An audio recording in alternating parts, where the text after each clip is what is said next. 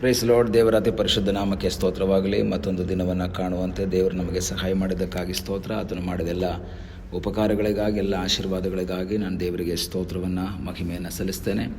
ಇಂದಿನ ವೇದ ಅಧ್ಯಯನಕ್ಕಾಗಿ ಒಂದು ವಾಕ್ಯವನ್ನು ಓದೋಣ. 2 ಅರಸುಗಳ ಪುಸ್ತಕ 4ನೇ ಅಧ್ಯಾಯ 2ನೇ ವಾಕ್ಯ. ಎಲೀಷನು ಆಕೆಗೆ, ನಾನು ನಿನಗೇನು ಮಾಡಬೇಕನ್ನುತ್ತಿ? ನಿನ್ನ ಮನೆಯಲ್ಲಿ ಏನಿರುತ್ತದೆ ಹೇಳು ಅಂದನು. ಅದಕ್ಕೆ ಆಕೆಯು, ನಿನ್ನ ದಾಸಿಯ ಮನೆಯಲ್ಲಿ 1 ಮೊಗೆ ಎಣ್ಣೆ ಹೊರತಾಗಿ ಏನೂ ಇಲ್ಲ ಎಂದು ಉತ್ತರ ಕೊಟ್ಟಳು. ಪ್ರವಾದಿ ಮಂಡಳಿಯಲ್ಲಿ ಇದ್ದಂತಹ ಒಬ್ಬನ ಹೆಂಡತಿ ಎಲೀಷನ ಬಳಿಗೆ ಬಂದು ಹೇಳ್ತಾಳೆ, ನಿನ್ನ ಸೇವಕನಾದ ನನ್ನ ಗಂಡ ಮರಣ ಹೊಂದಿದ. ಅವನು ಯೆಹೋವನಲ್ಲಿ ಭಯಭಕ್ತಿಯುಳ್ಳವನಾಗಿದ್ದ ಎಂಬುದು ನಿನಗೆ ಗೊತ್ತಿದೆ. ಆದರೆ ಅವನು ತುಂಬ ಸಾಲ ಮಾಡಿಕೊಂಡಿದ್ದರಿಂದ ಸಾಲ ಕೊಟ್ಟವರು ಈಗ ಗಂಡ ಸಾಲ ತೀರಿಸದೇ ಇರೋದರಿಂದ ನನ್ನ 2 ಮಕ್ಕಳನ್ನು ದಾಸನ ಕರ್ಕೊಂಡು ಹೋಗಿ ಬಂದಿದ್ದಾರೆ. ಸ್ವಾಮಿ, ಕರುಣೆ ತೋರಿ, ಕಟಾಕ್ಷವಿಡಿ, ಏನು ಮಾಡಬೇಕು ಅಂತ ಗೊತ್ತಿಲ್ಲ. ಎಲೀಷ ತಕ್ಷಣ ಕೇಳ್ತಾ ಇದ್ದಾನೆ, ನಾನು ನಿನಗೇನು ಮಾಡಬೇಕು? ನಿನ್ನ ಮನೇಲಿ ಏನಿದೆ? ಈ ಲೋಕದಲ್ಲಿ ಸೇವೆ ಮಾಡೋರಾಗಿರ್ಬೋದು, ಕೆಲಸ ಮಾಡೋರಾಗಿರ್ಬೋದು, ಸಾಲ ಮಾಡೋದು ಸಹಜ. ದೇವರ ವಾಕ್ಯ ಹೇಳ್ತದೆ, ನೀವು ಸಾಲ ಕೊಡುವಿರೇ ಹೊರತು ಸಾಲ ತೆಗೆದುಕೊಳ್ಳೋದಿಲ್ಲ. ಸಾಧ್ಯವಾದಷ್ಟು ನಾವು ಸಾಲ ತೆಗೆದುಕೊಳ್ಳದೆ ಮುಂದೆ ಸಾಗುವುದಕ್ಕೆ ಪ್ರಯತ್ನ ಮಾಡಬೇಕು. ಆದರೆ ಕೆಲವು ಸಂದರ್ಭದಲ್ಲಿ ಸಾಲ ತೆಗೆದುಕೊಳ್ಳಬೇಕಾದಂತಹ ಸನ್ನಿವೇಶಗಳು ಜೀವಿತದಲ್ಲಿ ಬರ್ತದೆ. ಒಂದು ವಿಷಯ ಹೇಳೋಕ್ಕೆ ಇಷ್ಟಪಡ್ತೀನಿ, ಸಾಲ ತಗೊಂಡ್ರೆ ಅದನ್ನು ಕೊಡೋದಕ್ಕೆ ನಾವು ತಯಾರಾಗಬೇಕು. ಕೆಲವು ವ್ಯಕ್ತಿಗಳು ನೋಡ್ತೀವಿ, ಸಾಲ ತಗೊಳ್ತಾರೆ, ಅವ್ರ ಲೈಫಲ್ಲಿ ಆ ಸಾಲನ ತೀರಿಸಲ್ಲ. ಮತ್ತೆ ಸಾಲ ಬೇರೆ ಕಡೆ ತಗೊಳ್ತಾರೆ, ಅದನ್ನ ಈ ಕಡೆ ಕೊಡ್ತಾರೆ, ಆ ಕಡೆ ಕೊಡ್ತಾರೆ, ಸಾಲ ತೀರಿಸಬೇಕು ಅಂತ ಯೋಚನೆಯೇ ಇರಲ್ಲ. ಆದರೆ ಈ ವ್ಯಕ್ತಿ ಸಾಲಗಾರ ಆಗೋದಕ್ಕೆ ಕಾರಣ ಏನು ಅಂತ ನಮಗೆ ಗೊತ್ತಿಲ್ಲ. ಆದರೆ ಪಂಡಿತರು ಅಭಿಪ್ರಾಯ ಪಡ್ತಾರೆ. 1 ಅರಸು 18ನೇ ಅಧ್ಯಾಯ 4ನೇ ವಾಕ್ಯದಲ್ಲಿ ನಾವು ಓದ್ತೀವಿ. ಅಲ್ಲಿ ಓಬದ್ಯ ಎಂಬ ವ್ಯಕ್ತಿಯನ್ನು ನೋಡ್ತೀವಿ. ಅವನು ಈ ಅಹಾಬನ ಆಡಳಿತದ ಸಮಯದಲ್ಲಿ ಕೆಲವು ವ್ಯಕ್ತಿಗಳನ್ನು, ಪ್ರವಾದಿಗಳನ್ನು ಗುಹೆಯಲ್ಲಿಟ್ಟು ಅವರಿಗೆ ಆಹಾರವನ್ನು ಕೊಟ್ಟು ಸಾಕ್ತಾ ಇದ್ದ. ಅವನು ಯೆಹೋವನಲ್ಲಿ ಭಯಭಕ್ತಿಯುಳ್ಳವನಾಗಿದ್ದಂಥ ವ್ಯಕ್ತಿಯಾಗಿದ್ದ. ಹೀಗೆ ಅವನವ್ರಿಗೆ ಸಾಕಿ ಅಂದರೆ ಅವ್ರಿಗೆ ಆಹಾರ ಕೊಟ್ಟು ಸಾಲಗಾರ ಆದ ಎಂಬುದು ಪಂಡಿತರ ಅಭಿಪ್ರಾಯ. ಅದು ಗ್ಯಾರಂಟಿ ನಾನು ಹೇಳ್ತಾ ಇಲ್ಲ.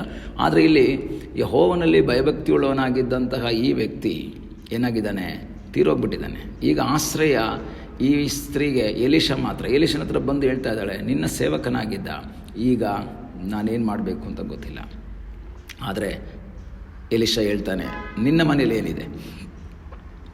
ಈ ಬೆಳಗಿನ ಸಮಯದಲ್ಲಿ ದೇವರು ನಮ್ಮ ಬಳಿಯಲ್ಲಿ ಅದೇ ಕೇಳ್ತಾನೆ, ನಿನ್ನ ಹತ್ರ ಏನಿದೆ ಅದನ್ನು ತಗೊಂಡು ಬಾ. ಕೆಲವು ಟೈಮ್ಗಳಲ್ಲಿ ನಮ್ಮ ಹತ್ರ ಏನೂ ಇಲ್ಲ ಅಂತ ಹೇಳ್ಬಿಡ್ತೀವಿ. ಆದರೆ ಇವಳು ಹೇಳ್ತಾಳೆ, ನನ್ನ ಮನೆಯಲ್ಲಿ 1 ಮೊಗೆ ಎಣ್ಣೆ ಹೊರತಾಗಿ ಬೇರೆ ಏನೂ ಇಲ್ಲ. ಅವಳು ತನ್ನ ಇರುವಂಥ ಸ್ಥಿತಿಯನ್ನು ಹೇಳ್ತಾ ಇದ್ದಾಳೆ. ದೇವರ ಸನ್ನಿಧಾನದಲ್ಲಿ ನಾವು ಬರುವಾಗ ದೇವರು ನಮಗೆ ಪ್ರಶ್ನೆ ಕೇಳ್ತಾರೆ, ನಿನ್ನ ಹತ್ರ ಏನಿದೆ ಅದನ್ನು ತಗೊಂಡು ಬಾ. ಯೇಸುಸ್ವಾಮಿ ಶಿಷ್ಯರಿಗೆ ಹೇಳ್ತಾರೆ, ಅನೇಕ ಸಾವಿರಾರು ಜನ ಬಂದು ಸೇರಿದ್ದಾರೆ. 3 ದಿವಸಗಳ ಕಾಲ ವಾಕ್ಯ ಕೇಳಿದ ನಂತರ ಅವ್ರನ್ನ ಕಳಿಸ್ಬೇಕಾದ್ರೆ ಯೇಸು ಹೇಳ್ತಾರೆ, ಇವ್ರನ್ನ ಸುಮ್ಮನೆ ಕಳಿಸೋದು ಬೇಡ, ಇವ್ರಿಗೇನಾದರೂ ಕೊಟ್ಟು ಕಳಿಸ್ಬೇಕು. ಆಗ ಶಿಷ್ಯರು ಕೇಳ್ತಾರೆ, ಸ್ವಾಮಿ ಎಲ್ಲಿಂದ ತರೋಣ? ಯೇಸು ಕೇಳ್ತಾರೆ, ನಿಮ್ಮ ಹತ್ರ ಏನಿದೆ? ನಿಮ್ಮ ಕೈಯಲ್ಲಿ ಏನಿದೆ ಅದನ್ನು ತಗೊಂಡು ಬನ್ನಿ. ಅವ್ರು ಹೇಳ್ತಾರೆ, ಇಲ್ಲಿ ಒಬ್ಬ ಬಾಲಕನ ಕೈಯಲ್ಲಿ 5 ರೊಟ್ಟಿ 2 ಮೀನು ಮಾತ್ರ ಇದೆ, ತಗೊಂಡು ಬನ್ನಿ ಸಾಕು.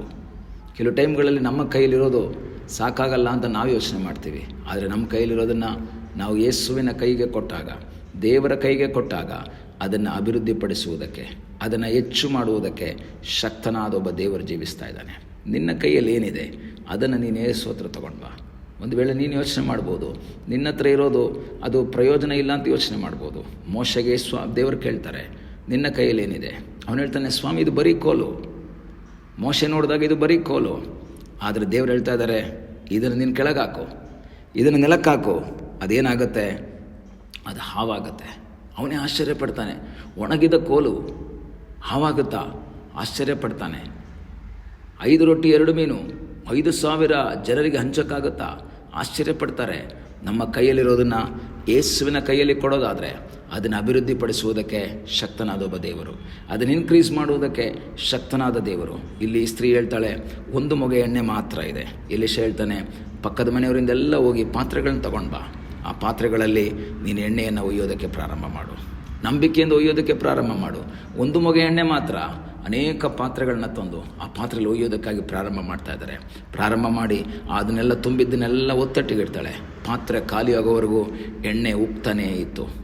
ಈ ಒಂದು ಬೆಳಗಿನ ಸಮಯದಲ್ಲಿ ವಾಕ್ಯವನ್ನು ಕೇಳುವಂಥ ಪ್ರಿಯ ದೇವರ ಮಗುವೆ, ನಿನ್ನ ಕೈಯಲ್ಲಿರೋದನ್ನು ನೀನು ದೇವರ ಕೈಗೆ ಕೊಡೋದಾದರೆ ಅದನ್ನು ಸಮೃದ್ಧಿಯಾಗಿ ಮಾಡುವುದಕ್ಕೆ, ಅದನ್ನು ಉಕ್ಕುವ ಹೊರತೆಯಾಗಿ ಮಾರ್ಪಡಿಸುವುದಕ್ಕೆ ಶಕ್ತನಾದೊಬ್ಬ ದೇವರಿದ್ದಾನೆ. ನಿನ್ನ ಕೈಯಲ್ಲಿ ಏನಿದೆ?